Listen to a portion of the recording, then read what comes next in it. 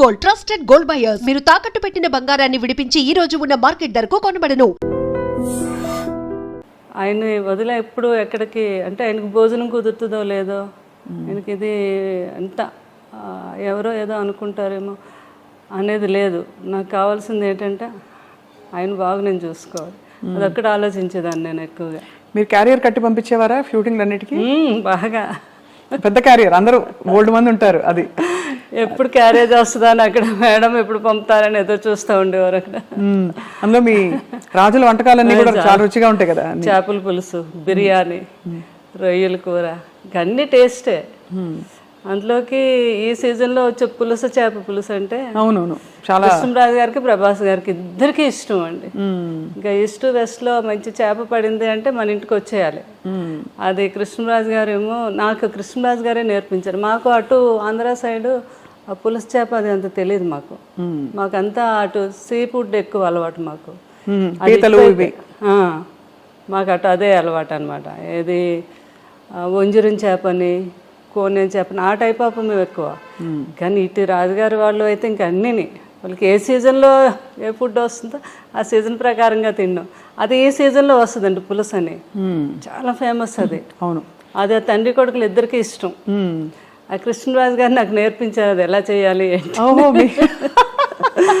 బాబుకి పులుసు చేయాలి అంటే ఇంకా ఆయన హడావిడి చూడాలి అనమాట.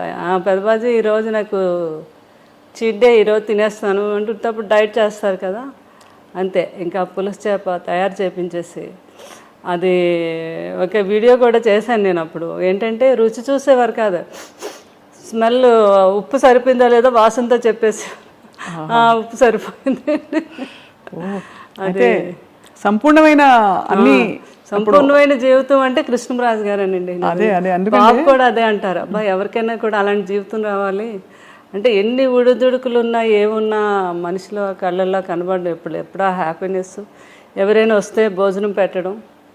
ఇంకా ఏంటంటే ఆయన ఫ్రెండ్స్ వాళ్ళు లండన్ డాక్టర్స్ అందరూ ఫ్రెండ్స్ ఎప్పుడైనా ఇండియా వచ్చినప్పుడు, హైదరాబాద్ వచ్చినప్పుడు కృష్ణరాజు గారు మీ ఇంటికి వస్తున్నానంటే ముందు వాళ్ళని అడిగి తెలుసుకుండేవాళ్ళు, మీరు ఏం తింటారు, మీరు మటన్ ఇష్టమా, మీకు చికెన్ ఇష్టమా, అలా అవి వాళ్ళకి ఇష్టాన్ని తెలుసుకుని అవి నాతో తయారు చేయించి పెట్టించి ఆయనే స్వయంగా వడ్డించాలి. మళ్ళీ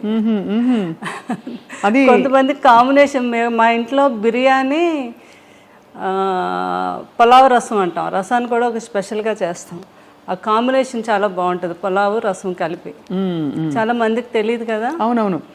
ఆయన తిని ముందు కొంచెం పులావ్ వేసుకోండి, అందులో కొద్దిగా చేపల పులుసు వేసి ఇంత రసం వేసుకొని తినండి అంటే ఆ టేబుల్ మీదే వాళ్ళకి వంట అక్కడికక్కడ తయారు చేసి పెట్టేవారు అనమాట. అంత ఇష్టం పెట్టడం, అంత ఇష్టం, అంత ఇష్టం అండి. వాళ్ళు తింటూ ఉంటే ఆ కళ్ళల్లో ఆనందం అసలు మామూలుగా కాదు. సో శ్యామలాదేవి గారు, మీకు అంత ఇష్టపడి మీరు అంటే మీరు అరేంజ్డ్ అయినా కూడా పెళ్ళి ఒకలా చూస్తే ఇష్టపడి చేసుకున్నట్టే మీరు, ఎందుకంటే మీరు వారి పరిస్థితి నుంచి ఇష్టము అన్నీ లేదు, నాకంటే పెద్దవారైనా నాకు ఇష్టం అని చేసుకున్నారు. వారు కూడా మీ గుణం తెలుసుకుని చేసుకున్నారు కదా. మీకు ఏం కొనిపెట్టారు పెళ్ళయ్యాక? అలా ఉండేదా షాపింగ్ లో? రాజు గారు ఢిల్లీ వెళ్ళారు. ఢిల్లీ వెళ్ళాక వస్తున్నప్పుడు అక్కడ డ్రైవర్ని అడిగారండి, ఇక్కడ మంచి షాప్స్ అవి ఉన్నాయి మేడం, చీరలు కొనిపెట్టుకోవాలి. ఫస్ట్ టైం అక్కడ సౌత్ ఎక్స్ బాగా ఫేమస్, అన్ని బ్రాండెడ్ షాప్స్ ఉంటాయి. అక్కడికి వెళ్ళి 2 సారీస్ కొని తెచ్చారు ఫస్ట్ టైం. అవి ఒకటేమో 25,000, ఇంకొకటేమో 15,000 అన్నమాట. నీకు నచ్చాయి చీరలు, లేకపోతే నెక్స్ట్ మనం వెళ్ళినప్పుడు వాడు చెప్పాడు, మేడంకి నచ్చకపోతే 15 days వరకు టైం ఉంది, వచ్చాక మార్చుకోవచ్చు అని చెప్పారు. నాకు చాలా హ్యాపీ అనిపించింది ఫస్ట్ టైం ఆయన చీరలు కొని తీసుకురావడం. అలా దాచుకున్నాను ఇప్పటికీ కూడా సారీస్, ఆయన ఫస్ట్ టైం కొని తెచ్చారు. అవునా? అవును కదా, అంతకంటే అది అద్భుతమైన జ్ఞాపకం. అవునండి.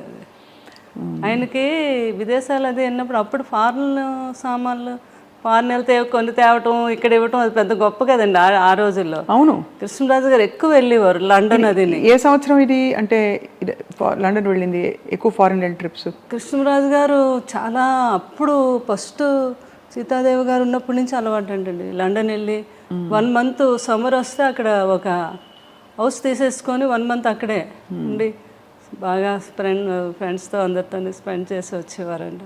వస్తున్నప్పుడు ఏం కావాలని ఒక షాపుకి వెళ్తే 10 షాపులు తిరగడం అది ఆయనకి ఇష్టం ఉండదు. ఒక షాపులో ఏమి నచ్చుతాయి అక్కడే డజన్లే, 1-2 కొనడం కాదు, ఇలా చేతికి ఎన్ని అందొస్తాన్ని కొనేయడం వేసేయడం. ఇక్కడికి వచ్చి పిల్లలందరికీ ప్రభాస్ గారికి, వీళ్ళందరూ చిన్నపిల్లలు కదా వాళ్ళందరికీ.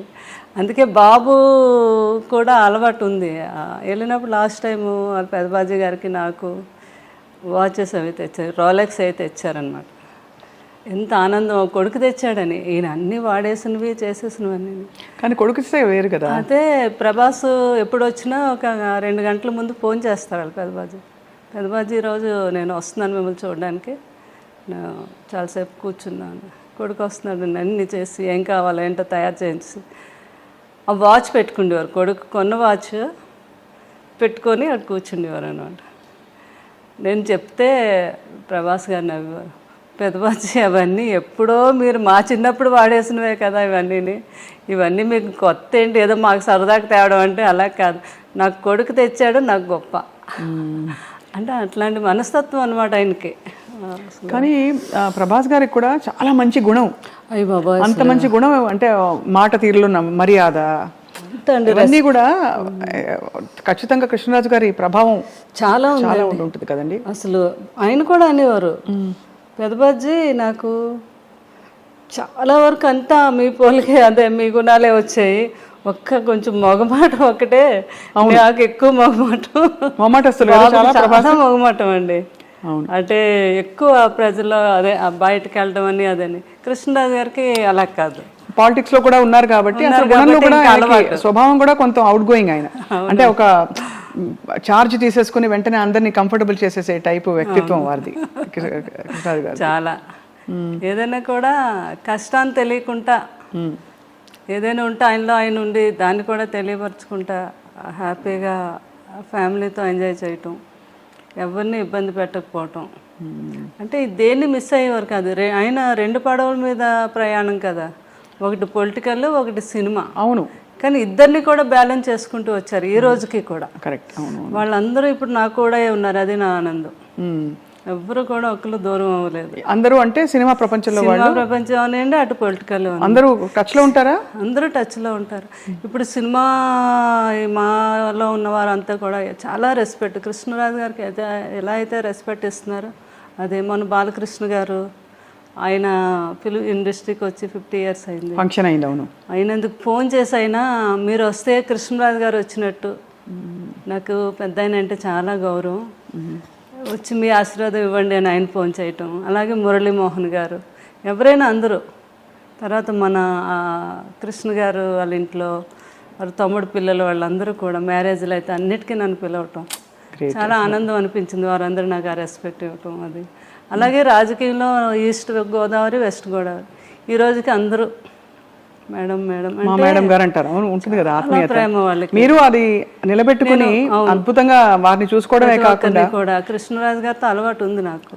అన్నిటికీ మీరు వెళ్ళడం అంటే ప్రతి ఒక్కరిని పలకరించడం, మాట్లాడటం, ఎవరిని మర్చిపోవడం అంటే ఈ రోజుకి లేదు అసలు. ఆ రోజు నుంచి కూడా ఇది అందరూ బాగా ఆ రెస్పెక్ట్ ఇప్పటికీ. బాబు కూడా అంటే కృష్ణరాజు గారు ఎలా అయ్యాక బాగా డిప్రెషన్లోకి వెళ్ళామండి నేను పిల్లలు. అసలు ఇంకా లేవలేమేమో అన్నంత పరిస్థితి అది ఇంకా అసలు. అలాంటిది ఆ టైంలో బాబు బాగా సపోర్ట్ చేశారు. బాబు ఒకటే మాట అన్నారు ఒకరోజు, మీకు పెదబాజీ అంటే చాలా ఇష్టం, ఆయన ఎక్కడికే వెళ్ళలేదు, మన దగ్గరే ఉన్నారు, సంపూర్ణమైన జీవితం అనుభవించి ఆయన మన దగ్గరే ఉన్నారు. ఇప్పుడు మీరు బాధపడ్డారు, రోజు బాధపడుతున్నారు, డిప్రెషన్లోకి వెళ్తున్నారంటే ఆయన నమ్ముకొని ఎంతోమంది ఉన్నారు, వాళ్ళందరికీ మళ్ళీ మీరు పెదబాజీ ఉన్నట్టుగా చూపించాలి కదా. ఎందుకంటే మీరు బాధపడితే ఎవ్వరూ మీ దగ్గరికి రారు ఒక్కరు కూడా. అప్పుడు పెదబాజీ మన దగ్గర లేనట్టే కదా. ఆయన ఉన్నారు మనతోనే అనుకుంటే మీరు లేవాలి, మీరు తిరగాలి, బయటకు వెళ్ళాలి అని ఆయన చెప్పారు.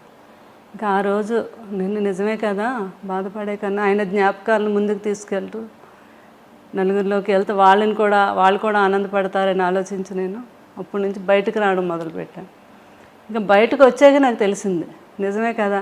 ఎందుకంటే ఎవరిలో చూసినా ప్రతి ఒక్కరూ కృష్ణరాజు గారి అభిమాని, కృష్ణరాజు గారి గురించి మాట్లాడటం, ఆయన జ్ఞాపకాలను పంచుకోవటం, అందులో నేను బాగా ఆనందం పొందుతున్నాను అనమాట. అప్పుడు అనుకున్నాను బాబు అందుకే ఇలా చెప్పారు నాకు. అలా ఇప్పుడు పలకరిస్తూ వస్తూ పోతుంటారా?